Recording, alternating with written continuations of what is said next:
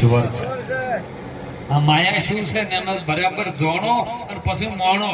માયાને ત્યાગવાની જરૂર નહીં. ત્યાગીને તો રાફડમ પહેરી ગયા ને કોઈનો થડોય નહીં. ત્યાગવાની જરૂર નહીં. જેને જોણી છે આ માયાને, માયા તો છે બડી મોહની, બીજી કોઈ માયા નહીં. તમે કોમ કરો રૂપિયા ભેળા કરો એ માયા નહીં. એ તો રૂપિયા ના ભેળો કરો તો કોઈ આવો ના કે કોઈ તમારો ધડોય ન કરે.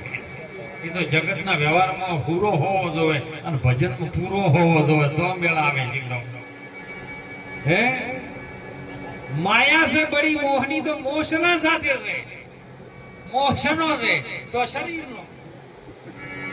હે આ શરીર કોઈને ગળું થાવા દેવું નહીં, પણ મોયથી ડોહો આવી જાય છે.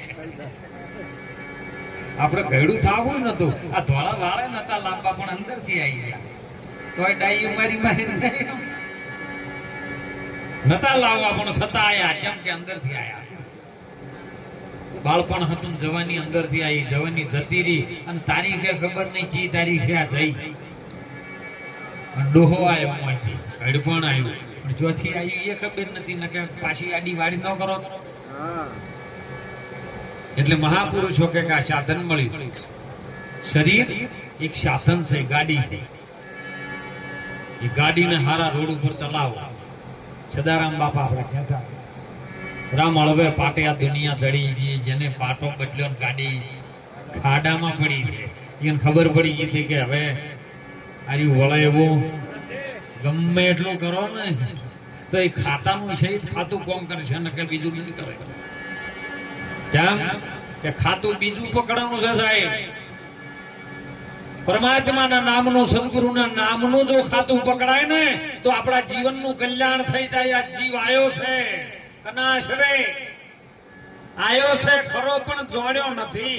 આ મનુષ્ય દેહ તણો મર્મ, એક શેર અનાજને કારણે તે તો કોટી કર્યા છે.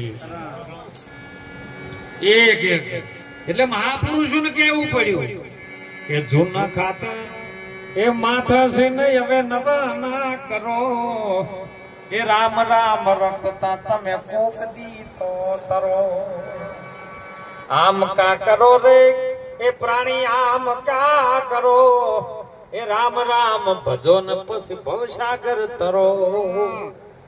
સદગુરુના ચરણમાં જઈ અને રોમ નોમ શું છે જોણી લે. નોમનો મહિમા છે. આ તો આદિ અનંત થી જે ચાલ્યો આવે ની મહિમા છે નોમનો.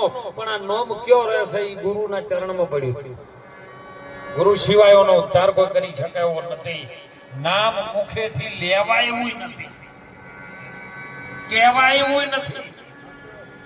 અનુભવ આવી જાય. જેમ હુખડી બનાવો ને તો લોટ નાખી શકો, ઘી નાખી શકો, એને ગરમ કરી શકો, પણ એનો પાસ જેટલો કરવો એ અનુભવમાં આવે.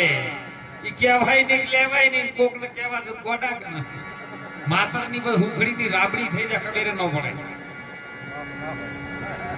અને એટલા માટે મહાપુરુષો વાણીમાં સુંદર હમણાં વાત આવી હતી સાહેબ. અમારો અબ્દુલ બે દિન વાત થઈ કે એક દિન જીવો, દો દિન જીવો ને ભલે જીવો વરહ હજારા. કહે કબીર સુનો સાધુ, સુનો સાધુ, સુનો ને સાધો. સાધુ નહીં કીધું. આ તો ભજન વાળાની કબીર બોલી કે સાધુ ને સાધુ ને કહે કબીર સુનો સાધો તોય મરણ કેરી. તો ગુરુ મહારાજ ને આમાં પ્રશ્ન ઉભર્યો એમાંથી કે ગુરુ મહારાજ ના ચરણે તમે જો એટલે તન મન અને ધન તમે સમર્પિત કરી નાખો છો તો કેવલ રહેશે આલવા વાળો એ છે આત્મા. સદગુરુ સમો કોઈ દાતા નથી. આખું જગત હે મંગણહાર, રાજા રૈયત ને બાદશાહ સબ ઘડા ગુરુ ને. તો એ આલવા વાળો છે, એક જ વધે છે. લેવા વાળો છે એનો એ જ છે. એ આત્મા છે. તો આત્મામાં જન્મ કે મરણ છે ને તો મરણની આશા કરે છે તો કહો. હે આત્મામાં જન્મ મરણ નથી, કોઈ આવરણ નથી, કોઈ વિકાર નથી, તો આ મરણની આશા કને? તો શું કબીર જૂઠો? ના, ઈ વાતને સમજવા માટે ગુરુની જરૂર પડે છે. અને ગુરુ સિવાય કોઈ આ વાત સમજાઈ શકે એવું નથી. ને ગાય ગાય ગાડો ભરો નાખલો જોડો હતા. વાણીનો ભેદ જો ન સમજો હમારે જડના. અને એટલા માટે સંતો જગાડી રહ્યા. આવા મહાપુરુષો રાત દિવસ જઈ જગાડે છે. અમારે તો ઘણી વખત ઘણા ભજનોમાં તો બહુ પેલા કલાકારો તો દેતડી કરીએ ના નથી જગાડે એમ કોઈ ચિંતા નહીં, પણ ઘણા ગીત મને ઝીણો ઝીણો નાદ સંભળાય, ગુરુજી મારા આવે છે. એટલે આ માયકમાં રાડ્યું પાડે તો નહીં સંભળાતું, ઝેરું ઝેરું શું સંભળાય હે? આ રાડ્યો પાડી પાડીને કસ સતત ભેળા રસ તોય નહીં સંભળાતો છે. અને ઝેણો ઝેણો કેવી રીતે સંભળાય? ઝેણો સંભળવા માટે હાલ ઝેણા થવું, પણ ઝેણું થવું નથી અત્યારે. મને કીધું હા ખરી વાત તો વધારેમાં વધારે ઠાઈ પડ્યું હોય ને ભક્તો છે હાલ્યો. સૂંટણી જી ખરા, સૂંટણી હાર ને જીતની હતી, પણ એ હાર્યા જીત્યા બે ભેળા ચા પીતા હશે. ભક્તોને તો આગા પાછું કહી દીધું હોય ને તો ભક્તો એકબીજા જો આવતા નહીં, તમલો અમારા સામે લઈને હેરતા થઈ જાય. મોટામાં મોટો ઠાઈ પડી ભક્તમ છે હાલ. તો તમે સમજાય શું? તમને ગુરુ મહારાજે સમજાવીશું હે શું મટાડ્યું? આ બધું ડખો થેલો મટાડવા માટે માણસનો અવતાર મળ્યો છે, કોઈ થવાનો નહીં. જે થેલું છે ને એને મટાડવાનું છે, થવાની જરૂર નહીં, મટાડવાની વાત કરો. અને એટલા માટે મહાપુરુષો સંતો કહે છે કે હવે આ સમય આવ્યો છે, તમે જાગી જો. બસ જાગી જો ને, અને જાગતા સેવો તો મળે નિરંતર. નિરંતર દેવ જેનામાં કોઈ પ્રકારનું અંતર નહીં, એવું નિરંતર થઈ જાય. એક ભાવ, એક સ્વભાવ. અને સ્વભાવના દર્શન કરું મહારાજ કરાવ્યો. ભાવમાંથી સ્વભાવમાં લઈ જાય ને, અને સ્વભાવ જો તમારો જાગૃત થાય તો એ કેવલ રે આત્માના. આત્માના દર્શન, આત્માનું દર્શન થાય, પરદર્શનથી મેળ આવે એવો નથી. અને એટલા માટે આપણા મહાપુરુષો વારંવાર ટકોર કરીને કહે છે એ તમે રાજા તારે હોય શું અને ઓયથી જાહો તને શું લઈ જાશો વણધારા વણ જોરે કરી નથી જોડ્યો, આ બધો લાભ તે ગુમાયો. એ મોણાના અવતારમાં તને ઘણો લાભ હતો, તું તારે કરી શકે. તું પશુ કી પનિયા બની જાય, નરનો કુછ ન હોય. નર જો કરમ સદગુરુ ચરણે રહીને કરે તો નરનો નારાયણ. તું તારે થઈ શકે એમ હતો, પણ આ બધો લાભ હતો ને એ તે ગુમાયો. શમો એક અહમ ભાવ, અહમ નો છોડ્યો. બસ દાસ થઈને રહીએ આપણે તો હરિના ગુણલા કહીએ, મારો વાલો રાખે એમ રહીએ. પણ અત્યારે વાગળી કરીને ધેર કરો ને તો કોઈ વાલો રાખે એમ રહેવું નહીં. દાસ થવું ને એ જમતમ વાત નહીં હો બાપુ.